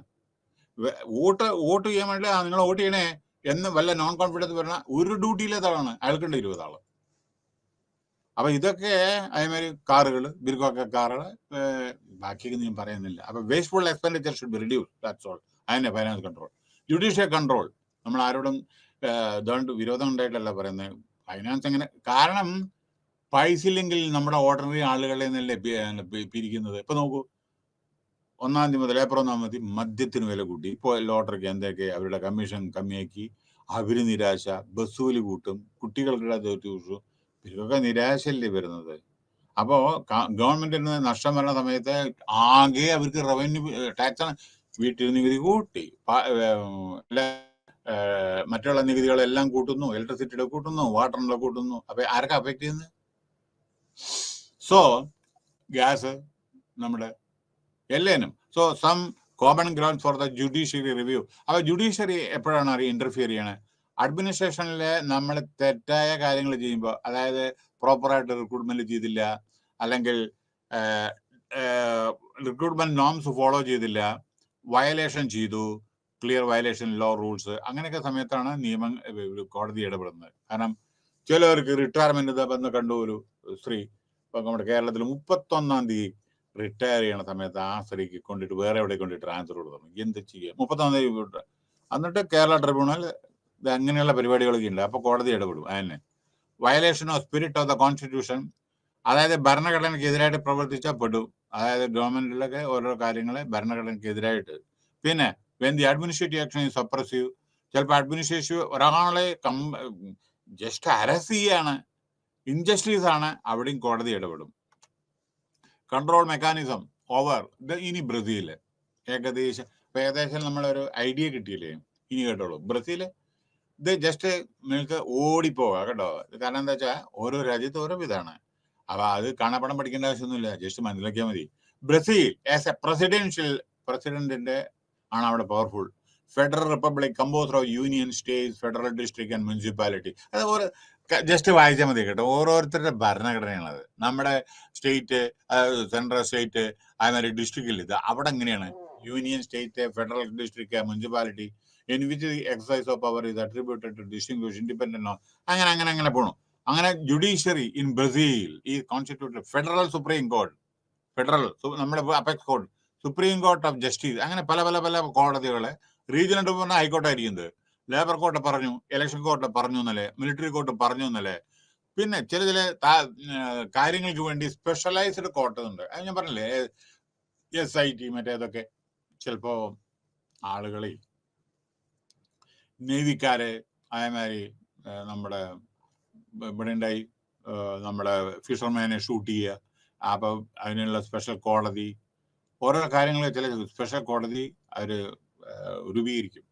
അവർ പെട്ടെന്ന് റിപ്പോർട്ട് കൊടുക്കും, അതനുസരിച്ച് ആക്ഷൻ കൊടുക്കും. അങ്ങനെ പിന്നെ ട്രിബ്യൂണൽസ് അറിയാലോ, നമ്മളിപ്പോൾ കേരളത്തിലാണെന്ന് വെച്ചാൽ, ഇന്ത്യയിലാണെന്ന് വെച്ചാൽ railway tribunal, income tax tribunal, അങ്ങനെ പല ട്രിബ്യൂണൽ, അഡ്മിനിസ്ട്രേറ്റീവ് ട്രിബ്യൂണൽ ഒക്കെ ഉണ്ട്. അങ്ങനെ അവിടെ ഉണ്ടെന്ന് അർത്ഥം ബ്രസീലില്. The judiciary function in order to guarantee individual. അതേമാതിരി എന്തിനാ ജുഡീഷ്യറി? ഇൻഡിവിജ്വലിന് ഗ്യാരണ്ടി അവരുടെ ഇത് സ്വത്തും ഇതൊക്കെ. പിന്നെ കോൺഫ്ലിക്ട് ബിറ്റ്വീൻ ഓരോരോ സിറ്റിസന്റെ ഓരോരോ കോൺഫ്ലിക്റ്റ് ഉണ്ടാവുമ്പോൾ അതിലൊക്കെ ഇടപെടും. Legislative exercise general control over. പിന്നെ ലെജിസ്ലേറ്ററെ നമ്മുടെ അത് അഡ്മിനിസ്ട്രേഷനെ കൺട്രോൾ ചെയ്യുന്നു. ഇങ്ങനെ വേണം അങ്ങനെ വേണം എന്ന് പറയുന്നത് റൂൾസ് അവരിൽ ഉണ്ടാക്കുന്നത്. പിന്നെ ഈ റൂൾസ് എങ്ങനെ പാസ്സാക്കുന്നത്? ഇപ്പൊ നടക്കുന്ന കഥമാരി അല്ല. ഇന്നും കണ്ടു ഞാൻ ടി വിയില് 5 മിനിറ്റ് കൊണ്ട് 10 ബില്ല്, ഓരോരോ സെക്കൻഡിനും ഓരോരോ ബില്ല്. അങ്ങനെയല്ല. Active debate should take place. അത് നടക്കുന്നില്ല പല അസംബ്ലിയിലും ഒക്കെ. ഓരോന്നും ഡിസ്കസ് ചെയ്യണം. കാരണം വെച്ചാൽ ഓരോ സ്ഥലത്ത് ഓരോരോ പ്രശ്നങ്ങളാണ്. സോ ഈ ഡിസ്കസ് വേരിയ, അല്ലാതെ നമുക്ക് മെജോറിറ്റി ഉണ്ടെന്ന് പറഞ്ഞിട്ട് നമുക്ക് അങ്ങനെ ചെയ്യാൻ പറ്റില്ല. അപ്പോൾ ഈ discuss various proposal executive may ask for information. കാരണം ചില ഫീഡ്ബാക്ക് ഓരോ സ്റ്റേറ്റിൽ ഓരോ ഇതല്ലേ ഇത്. അപ്പോൾ അത് അവിടുത്തെ സാഹചര്യങ്ങൾ മനസ്സിലാക്കണ്ടേ ചിലത്. അതനുസരിച്ചല്ലേ നമുക്ക് പ്രവർത്തിക്കാൻ പറ്റൂ. അപ്പൊ അവരോടൊന്നും പറയാതെ പെട്ടെന്ന് ഒരു ബില്ല് ഉണ്ടാക്കിയിട്ട് പാസ്സാക്കി എന്ത് ചെയ്യും? പിന്നെ ഇപ്പൊ ഞാനൊരു കാര്യം പറയട്ടെ. നമ്മുടെ തമിഴ്നാട്ടില് ജല്ലിക്കട്ട്, കാള ഓട്ടം പാടില്ല, കാള കൊമ്പ് പിടിക്കാൻ പാടില്ല എന്നെല്ലാം പറഞ്ഞിട്ടൊരു കോടതി നിയമം പാസ്. എന്തായി ഇംപ്ലിമെന്റ് ചെയ്യാൻ പറ്റിയ? അവിടെ ശരിക്കും നടക്കുന്നുണ്ടല്ലോ. ചിലപ്പോൾ ആളുകൾ മരിക്കുന്നുണ്ട്, അതൊക്കെ വേറെ കാര്യം. പക്ഷെ അത് അവരുടെ കാർഷിക ഇതില് ഒരു ഇതാണ്, അവരുടെ ഫെസ്റ്റിവലാണത്. അത് അതിനെ ഡെക്കറേറ്റ് ചെയ്തിട്ട് വളരെ പൊട്ടും ഇതൊക്കെ കുളിപ്പിച്ച് ചന്ദനക്കുറിയും മറ്റേതൊക്കെ കുങ്കുമൊക്കെ ഇട്ടിട്ട് അതിനെ നന്നായിട്ട് ഭക്ഷണമൊക്കെ കൊടുത്തിട്ട് അതിനാണ് ഓടിക്കുന്നത്. എന്നിട്ട് അതിനെ കൊമ്പ് പിടിച്ച് അതൊരു അവരുടെ പണ്ടത്തെ ട്രഡീഷൻ അതാണ്. കോടതി വിചാരിച്ചിട്ട് പോലും അത് നിർത്താൻ പറ്റിയിട്ടില്ല. ഇന്ന് കഴിഞ്ഞ പ്രാവശ്യം നടന്നു, 2 ആൾ മരിച്ചു, അത് വേറെ കാര്യം. അത് പിന്നെ നമ്മളെ ഹാൻഡിൽ ചെയ്യുന്നതനുസരിച്ചിരിക്കണം. അപ്പോൾ ഈവൻ നമ്മുടെ പലരും സിനിമാ സ്റ്റാറുമാരും ഒക്കെ നമ്മുടെ കൾച്ചറിന്റെ പാർട്ടാണ് അതൊക്കെ. അപ്പൊ ജുഡീഷ്യറി ആവശ്യമില്ലാത്ത കാര്യത്തിൽ ഇടപെടരുത്. ചിലപ്പോ അത് ജനങ്ങൾ സമ്മതിക്കില്ല. മനസ്സിലായില്ലേ? അപ്പൊ നമ്മൾ എന്ത് ഡിസിഷൻ എടുക്കുമ്പോൾ നമ്മൾ എപ്പോഴും ഓർക്കണം ഇതെങ്ങനെ ജനങ്ങൾ സ്വീകരിക്കുന്നു. മനസ്സിലായില്ലേ? പിന്നെ ഇലക്ഷൻ കോർട്ടിന്റെ മിനിറ്റ് അതൊക്കെ എന്നല്ല പറഞ്ഞില്ലേ. ഓക്കെ, ലെജിസ്ലേറ്റീവ് എക്സസൈസ് അതിനെ പറ്റിയിട്ട്. Okay, now in Brazil there is also an effective system regulatory ഓരോന്ന്. ഇപ്പൊ ഇൻകം ടാക്സിന്റെ റെഗുലേഷൻ ഇല്ലേ, എക്സൈസിന്റെ റെഗുലേഷൻ ഇല്ലേ, റിസർവ് ബാങ്ക് ഓഫ് ഇന്ത്യയുടെ റെഗുലേഷൻ ഇല്ലേ, അതന്നെ ഇതേമാതിരി ഓരോ അവിടെ ഉണ്ടെന്ന് ബ്രസീലില്. In addition to control the quality of delivery, നമ്മുടെ ക്വാളിറ്റി എക്സ്പോർട്ട് ചെയ്യുമ്പോൾ നമ്മൾ ISO മാർക്ക് വേണം, മാർക്ക് വേണം, അത് വേണം, ഇത് വേണമെന്നില്ലേ. സർവീസ് ദേ ആൾസോ ഓർമ്മിക്കണേ, നിങ്ങൾ ഏതെങ്കിലും ഇൻഫീരിയർ ക്വാളിറ്റി നിങ്ങൾ എക്സ്പോർട്ട് ചെയ്തിട്ടുണ്ടെങ്കിൽ നിങ്ങൾക്കെല്ലാം മോശം, രാജ്യത്തിനാണ് മോശം. ഓർക്കണേ. അപ്പൊ നല്ല ഐറ്റംസ് മാത്രമേ നമ്മൾ എക്സ്പോർട്ട് ചെയ്യാൻ പാടൂ. കാരണം അവർ ഇത് എവിടുന്ന് വന്നത്? അയ്യോ ഇന്ത്യ എന്ന് പറയും, അല്ലെങ്കിൽ രാജശേഖരൻ നായർ അല്ലെങ്കിൽ പത്മനാഭൻ നായർ എന്ന് പറയില്ല ഇവിടെ, ഇന്ത്യ. അപ്പൊ ഇന്ത്യയുടെ റെപ്യൂട്ടേഷൻ ആണ്. അപ്പൊ വളരെയധികം ക്വാളിറ്റി എൻഷുർ ചെയ്യണം. അതിലാണ് നമ്മൾ ഓരോ സ്റ്റാൻഡേർഡ് മെൻഷൻ ചെയ്യുന്നത്. ഇനി ഫോളോ അവിടെ അതിനനുസരിച്ച് ഇവിടെ ഉണ്ട്. അതേമാതിരി ടെലികോം റെഗുലേറ്ററി ഉണ്ട്, ടെലികമ്മ്യൂണിക്കേഷൻ, പെട്രോളിയം റെഗുലേഷൻ ഇവിടെ ഉണ്ട്, electrical agency, health, water, land transport, civil aviation ഉണ്ടല്ലോ. നമുക്കുണ്ട് ഇതൊക്കെ എന്താണ് civil aviation? Director general of civil aviation ഉണ്ട്. നമ്മുടെ എയർപോർട്ട് കൺട്രോളാണ്, പ്ലെയിനിന്റെ മുഴുവൻ കൺട്രോളിംഗ് സിസ്റ്റമാണ്. അതായത് എവിടെ ലാൻഡ് ചെയ്യണം, ഏത് ഇന്റർനാഷണൽ ഫ്ലൈറ്റ്, മറ്റേ ഫ്ലൈറ്റ് എല്ലാം ആവശ്യമില്ലാത്ത പരിധി വിട്ടിട്ട് നമ്മുടെ എന്തെങ്കിലും വരുന്നുണ്ടോ മറ്റുള്ള രാജ്യങ്ങൾക്ക്. അതുമാതിരി ഇപ്പൊ നമ്മൾ പാകിസ്ഥാനിൽ പോകണമെന്ന് ഡയറക്റ്റ് ഫ്ലൈറ്റ് ഇല്ല, നേരെ മതി ഗൾഫിൽ കൂടെ പോകണം. അപ്പൊ അങ്ങനെയുള്ളതൊക്കെ നിയന്ത്രിക്കുന്ന സിവിൽ ഏവിയേഷൻ ആണ്. അപ്പൊ ഓരോന്നും അങ്ങനെ നിയമിക്കുന്ന റെഗുലേറ്ററി അതോറിറ്റീസ് ആണ് ഇവരൊക്കെ. പിന്നെ other than this setup, Brazil has a web of accountability institutions which are actively working to control the government administrative agency. These institutions work independently, വളരെ ഇൻഡിപെൻഡന്റ് ആയിട്ട് ചില വർക്ക് ചെയ്യുന്നുണ്ട്, but in close cooperation coordination in order to control corruption, malfunctioning and ensuring transparency, accountability. Besides the bidder ഇതേമാതിരി corruption ഒക്കെ നിർത്താൻ വേണ്ടിയിട്ടൊക്കെ പലതും ഇവിടെ ഉണ്ടല്ലോ, ഇല്ലേ? കറപ്ഷൻ ഇറാഡിക്കേറ്റ് ചെയ്താ വൺ ഓഫ് ദ വേസ്റ്റ് കൺട്രിയാണ് നമ്മള് ഈ കറപ്ഷനിൽ. മനസ്സിലായില്ലേ? റാങ്കിങ് പറയണ്ടല്ലോ. അപ്പോ ഇപ്പോഴും തുടർന്നുകൊണ്ടേയിരിക്കുന്നു. മനസ്സിലായില്ലേ? കറപ്ഷൻ ഇല്ലാതെ ഒരു കാര്യം നടക്കില്ല എന്ന് എന്നെ വന്നിറക്കണു, ഇല്ലേ? അപ്പൊ ഇത് ഞാൻ പറയുന്നത് എന്റെ വകല്ല, സർവേണ് കേട്ടോ. നമ്മൾ പാകിസ്ഥാൻ്റെ അതിൽ 1 or 2 അങ്ങോട്ടും ഇങ്ങോട്ടും ഒരു ഇതിന്റെ വ്യത്യാസമേ ഉള്ളൂ കറപ്ഷനിൽ. കറപ്ഷൻ പാകിസ്ഥാനാണ് നമ്മളെക്കാളും ഇത്. ഞാൻ എന്തുകൊണ്ടത് പറയണെന്ന് വെച്ചാൽ റാങ്കിങ് ഇന്ത്യ പിന്നിലാണ്. അപ്പോൾ കറപ്ഷൻ ഷുഡ് ബി അതിന്റെ നമ്മൾ റെഗുലേറ്ററി ഫംഗ്ഷൻ പോരാ. ആ റെഗുലേറ്റർ ഞാൻ പറയട്ടെ, എല്ലാ എയർപോർട്ടും സ്വർണം പിടിക്കുന്നുണ്ട്. ഇത് എവിടെ പോണു? എങ്ങനെ സ്വർണം വരുന്നു? ഈ സ്വർണം വരുമ്പോ ഡെയിലി പിടിക്കുന്നുണ്ട്. അല്ല, ആളുകൾ സഞ്ചരിക്കാനാണോ സ്വർണം കൊണ്ടുവരാണോ എയർപോർട്ട്? അതുകൊണ്ട് ആലോചിക്കുന്നത്. നമ്മുടെ ടി വി ഓൺ ചെയ്താൽ കാണുന്ന കരിപ്പൂർ എയർപോർട്ടിൽ നിന്ന് ഇത്ര പിടിച്ചു, കണ്ണൂർ എയർപോർട്ടിൽ നിന്ന് ഇത്ര പിടിച്ചു, നെടുമ്പാശ്ശേരി എയർപോർട്ടിൽ നിന്ന് ഇത്ര പിടിച്ചു. ആളുകൾ എത്ര ആൾ വന്നു എന്നല്ല പറയുന്നത്, സ്വർണം എത്ര പിടിച്ചു. ഈ സ്വർണം വരുന്ന ഈ എവിടെ പോണ്? ഒന്ന് ഇങ്ങനെ ഇപ്പൊ ഡെയിലി ഇത് അക്യുമുലേറ്റ് ചെയ്തിട്ടുണ്ടെങ്കിൽ ആ സ്വർണം മതിയല്ലോ നമ്മുടെ കേരളത്തിലോ അല്ലെങ്കിൽ ഇന്ത്യയിലോ സുഭിക്ഷമാണല്ലോ. എത്രയാണ് അത്ര പിടിക്കുന്നുണ്ട്. അപ്പോ ഞാൻ പറയുന്നത് ട്രാൻസ്പെറൻസി വേണം, അക്കൗണ്ടബിലിറ്റി വേണം. ഓരോരുത്തരോരോ കാര്യങ്ങൾ ചെയ്യുമ്പോഴേ. അതേമാതിരി മാത്രമല്ല, അക്കൗണ്ടബിള് നമ്മളെ ഓരോരോ ഇത് അറിയാൻ നമുക്ക് ഇത്തരത്തിൽ നടക്കുന്നുണ്ട് പല എയർപോർട്ടിലും. വളരെ സ്ട്രിക്റ്റ് വിജിലൻസ് ആണ്. ഞാൻ പറയട്ടെ, മറ്റുള്ള സ്ഥലങ്ങളിലൊന്നും നടക്കാത്ത പലയിടത്തും നിങ്ങൾക്ക് ഇത് പറ്റും. മറ്റേ ഫോറിൻ കൺട്രീസ് ചെയ്യാൻ പറ്റും. ഇപ്പൊ അമേരിക്കയിലോ യു കെയിലൊക്കെ ചെയ്യാൻ പറ്റും. അവിടെ ഇല്ല എന്നല്ല ഞാൻ പറയുന്നത്. പിന്നെ അഴി എണ്ണേണ്ടി വരും, ഇങ്ങോട്ട് പുറത്തു കാണില്ല. ഇപ്പോൾ നമ്മൾ സൗദി അറേബ്യ അതേമാതിരി ചെയ്തിട്ടുണ്ട്. അങ്ങോട്ട് പോയി ഇങ്ങോട്ട് വരില്ല. പിന്നെ നമ്മളതല്ല, നമുക്ക് പല വിധത്തിലും നമുക്ക് രക്ഷപ്പെടാനുള്ള മാർഗമുണ്ട്. അതാണ് തെറ്റ്. റൂൾസ് ഫോളോ ചെയ്യണം. ആ ഫെഡറൽ ഇവിടെ ഇതൊക്കെ ബ്രസീലത്തെയാണത്. കൺട്രോളർ ജനറൽ പറഞ്ഞാൽ നമ്മുടെ അക്കൗണ്ടിങ്, ഫെഡറൽ പോലീസ് ഒക്കെ അങ്ങനെയുണ്ട്. പിന്നെ ഫെഡറൽ ജസ്റ്റിസ്. പിന്നെ ഇവിടെ ഈ റഷ്യയിലത്തെ to understand the mechanism control, ഇത് റഷ്യയിലത്തെയാണത്. ഓക്കെ, ഇവിടെ ഓക്കെ, ഒരു മിനിറ്റ്. റഷ്യയിലും ഇതേമാതിരിയാണ്. ചില റീജിയണൽ അഡ്മിനിസ്ട്രേറ്റീവ് യൂണിറ്റ് ഉണ്ട്. റഷ്യ ആൾവേ റിഗാർഡഡ് ബ്യൂറോക്രാറ്റുമാരെയാണ് റഷ്യ പെരുമാറുന്നത്. സാർ ഭരണാധികാരികൾ ഉണ്ടായിരുന്നു അവിടെ. അതേമാതിരി ബ്യൂറോക്രാറ്റിക് ആണ് അവിടെ നടക്കുന്നത്. കാരണം ഒരു ഡെമോക്രസി അങ്ങനെ ഉണ്ടായിരുന്നില്ല. Weakness of Russian judicial system, അത് ഇന്നലെ ഞാൻ പറഞ്ഞു. അവിടെ ജുഡീഷ്യറി മോശമായ രാജ്യത്തിന് ഹാനികരമാണ് കേട്ടോ. പിന്നെ control mechanism over administration in India. ഇവിടെ പാർലമെന്റിൽ ക്വസ്റ്റ്യൻ ചോദിക്കണോ, അസംബ്ലിയിൽ ക്വസ്റ്റ്യൻ ചോദിക്കണോ, കാൾ അറ്റൻഷൻ ചെയ്യുന്നു, അഡ്ജേൺ മോഷൻ വരുന്നു, ഹാഫ് ആൻ അവർ ഡിസ്കഷൻ വരുന്നു, ഡിസ്കഷൻ വരുന്നു, നോ കോൺഫിഡൻസ് മോഷൻ വരുന്നു. അല്ലേ? നമ്മുടെ പാർലമെന്റിലും അസംബ്ലിയിലും വരുന്നില്ല. ഇതൊക്കെ കൺട്രോളാണ്. പാർലമെന്റിൽ ചോദ്യങ്ങൾ ചോദിക്കണോ, അവർ ഉത്തരം പറയണം. അത് അൺസ്റ്റാർഡ് ക്വസ്റ്റ്യൻ, സ്റ്റാർഡ് ക്വസ്റ്റ്യൻ ചിലപ്പോൾ എഴുതി തരണം, ചിലപ്പോൾ ഓറലായിട്ട്, അങ്ങനെയൊക്കെ ഉണ്ട്. നോ കോൺഫിഡൻസ് മോഷൻ നിങ്ങൾ വിശ്വാസമില്ല മന്ത്രിസഭയില്, അതാണ് വേറൊന്ന്. അതും അക്കൗണ്ടബിലിറ്റിയാണ്. പിന്നെ കോൾ അറ്റൻഷൻ പറഞ്ഞാൽ എമർജൻസി മാറ്റേഴ്സ്, പെട്ടെന്ന് അജണ്ടയിൽ ഇല്ലാത്ത കാര്യങ്ങൾ ഡിസ്കസ് ചെയ്യേണ്ടി വരും പെട്ടെന്ന്. ഇപ്പൊ ബ്രഹ്മപുരം പ്ലാന്റ് അവിടെ തീ പിടിച്ചത്, അത് പെട്ടെന്ന് അജണ്ടയിൽ ഇല്ലാത്തതാണ്. അപ്പൊ അതൊക്കെ പാർലമെന്ററി കമ്മിറ്റി, ഇന്ത്യയിലെ അനവധി കമ്മിറ്റി ഉണ്ട്. ഇതൊക്കെ സ്പീക്കറാണ് ഇതിന്, ഓരോരോ കൊല്ലത്തിനാണ് ഈ കമ്മിറ്റി സ്പീക്കറാണ് അപ്പോയിന്റ് ചെയ്യുന്നത്. അത് കുറെ ഇതിന്ന് ഒപ്പോസിഷൻ മെമ്പേഴ്സിനും കുറെ റൂളിംഗ് പാർട്ടിന്നും.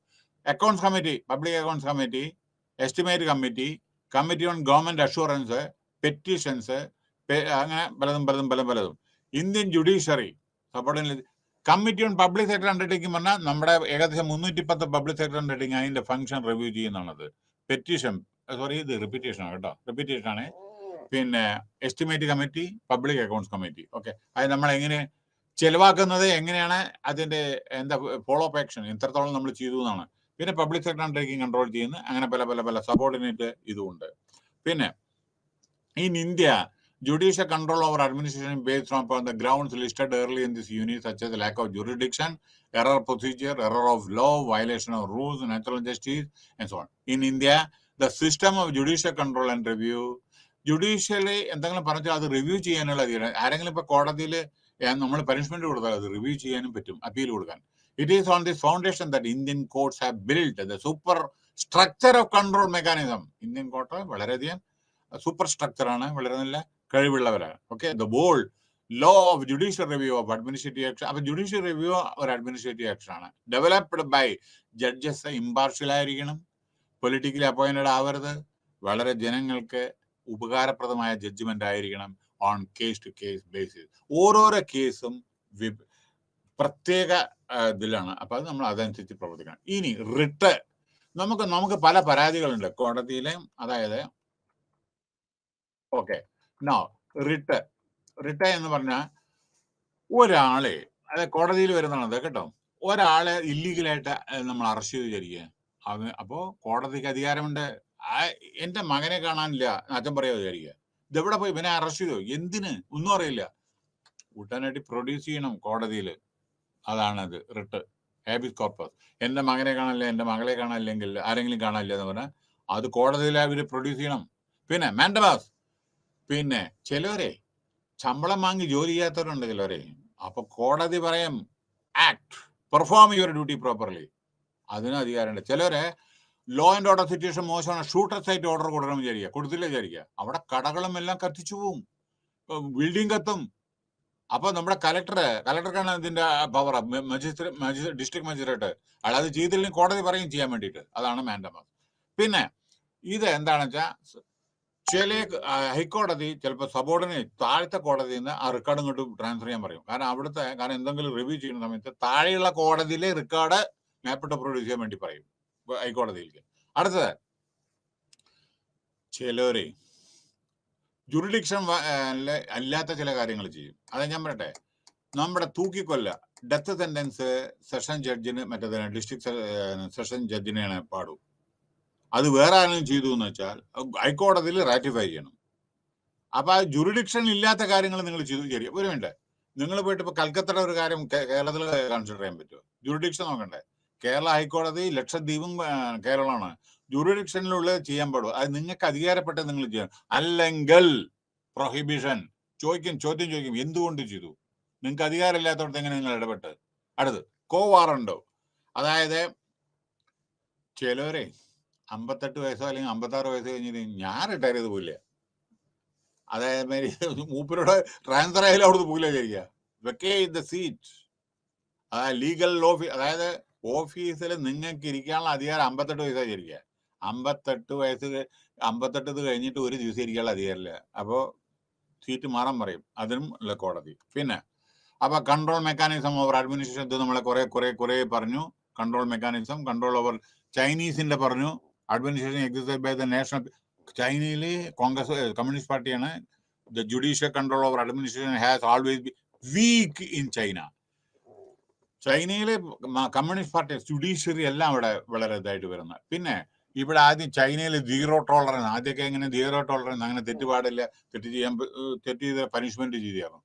പിന്നെ സൗത്ത് ആഫ്രിക്കയിലെ അഡോപ്റ്റഡ് അതായത് constitution 1990 as mentioned in the previous unit, the South African administration is suffering from a number of problems. Lot of problems ഉണ്ട് അവിടെ, വൈറ്റ് ബ്ലാക്ക് അങ്ങനെയൊക്കെ.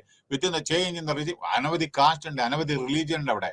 Socially dominated, 95% top officials were white. കണ്ടോ, 95% white ആണ്, ബാക്കിയാണ് കറുപ്പ്. അപ്പൊ അവിടെ വലിയ ഇതുണ്ട്. ആഫ്രിക്കൻ നാഷണൽ കോൺഗ്രസ് ആണ് അവിടുത്തെ ടോപ്പ്, അങ്ങനെ വിറ്റ് അതുണ്ട്. പിന്നെ അടുത്ത് ജുഡീഷ്യൽ കൺട്രോൾ സൗത്ത് ആഫ്രിക്ക. ഇവിടെ എന്താ പറയുക, some of the common ground for judicial review in South Africa: lack of jurisdiction, non compliance, unfair procedure, unauthorised action. ഇതൊക്കെ ഇങ്ങനെ വന്നു വെച്ചാൽ ജുഡീഷ്യറി ഇടപെടും. എറർ ഓഫ് ലോയിലെ തെറ്റ്, unreasonable, unfair, mala fide, failure to act. ചില സമയത്ത് നിങ്ങൾ ആക്ട് ചെയ്യാൻ, അതായത് ഇവിടെ എന്താ പറഞ്ഞ വെച്ചാൽ ജുറിഡിക്ഷൻ ഇല്ലാത്ത, അവിടെ സൗത്ത് ആഫ്രിക്ക ജുറിഡിക്ഷൻ ഇല്ലാത്തടത്തൊന്നും നിങ്ങൾ ഇത് ചെയ്തു, പ്രൊസീജിയർ കംപ്ലൈ ചെയ്തില്ല, അത് അൺഫെയർ ഇത് നിങ്ങൾ ചെയ്ത് വിചാരിക്കുക. അതായത് ഒരാൾക്ക് ശമ്പളം കൊടുക്കണം, ഇത്ര ശമ്പളം മിനിമം അത് കൊടുത്തില്ല വിചാരിക്കുക. അൺഫെയർ ആയിട്ട് നിങ്ങൾ എന്തെങ്കിലും ചെയ്ത് വിചാരിക്കുക. ഒരാളെ ശമ്പളം വിത്തോൾഡ് ചെയ്ത് വിചാരിക്കുക ആവശ്യമില്ലാതെ, അങ്ങനെയൊക്കെ. പിന്നെ എറർ ഓഫ് ലോ, നിയമങ്ങൾക്ക് വിരുദ്ധമായിട്ട്. അൺറീസണബിൾ, അപ്പൊ there is A provision of remedy, എല്ലാത്തിനും റെമഡി ഉണ്ട് available against the administrative authorities if any of the above grounds. അപ്പൊ എന്തെങ്കിലും ഒന്നുണ്ടെങ്കിൽ അവരുടെ പേരിൽ ആക്ഷൻ എടുക്കാനുള്ള അധികാരം ഉണ്ട്. ഇനി controlling administration or accountability through some simple but practically is very complex task. Okay, and controlling is a very difficult task. And monitoring, as we have noted in this unit, is important to give powers to administrative authorities for the smooth conduct of their function. Administrative authority നല്ല power കൊടുക്കണം, എന്നാലേ അവർ function ചെയ്യും, അവർക്ക് authority കൊടുക്കണം. But at the same time, it is quite important to keep these powers under check. പക്ഷെ ഇത് power misuse ഉണ്ടോ നോക്കണം, പവർ ചെക്ക് ചെയ്യണം. In most of the countries, these are our arrangement, executive control, legislative control, financial control. എല്ലാ BRICS കൺട്രിയിലും ഇതെല്ലാം ഉണ്ട്. Yes, you must have noticed that among the BRICS countries, the arrangement mechanism of control over administration is rather specific and elaborate in India. ഇന്ത്യയിൽ വളരെയധികം elaborated ആണ്. Okay, അതേമാതിരി റഷ്യയിലും ഒക്കെ ഇതേ പ്രകാരം തന്നെയാണ്. China there are not much emphasis. പക്ഷെ ചൈനയിലെ കൂടുതൽ തന്നെ എംഫസിസ് ഇല്ല. പക്ഷെ ഇന്ത്യയിലെ വളരെയധികം സ്ട്രിക്റ്റ് ആണ് ജുഡീഷ്യറി അഡ്മിനിസ്ട്രേഷൻ. ഇതൊക്കെ സ്പെസിഫൈഡ് ഇതാണ് കംപ്ലീറ്റ്. പൊതുവെ ബ്രിക്സ് കൺട്രിയെ പറ്റിയിട്ടാണ് നമ്മൾ അഡ്മിനിസ്ട്രേഷൻ, ലീഗൽ സിസ്റ്റത്തിനെ പറ്റിയിട്ടും ലെജിസ്ലേറ്റീവ് കാര്യങ്ങളെ പറ്റിയിട്ടാണ് നമ്മൾ ഡിസ്കസ് ചെയ്തത്. ഇനിയും ഇതൊക്കെ തുടർന്നുകൊണ്ടേയിരിക്കും. Thank you very much. Okay, thank you for your kind participation. Then we will meet on Monday, next unit. Thank you very much.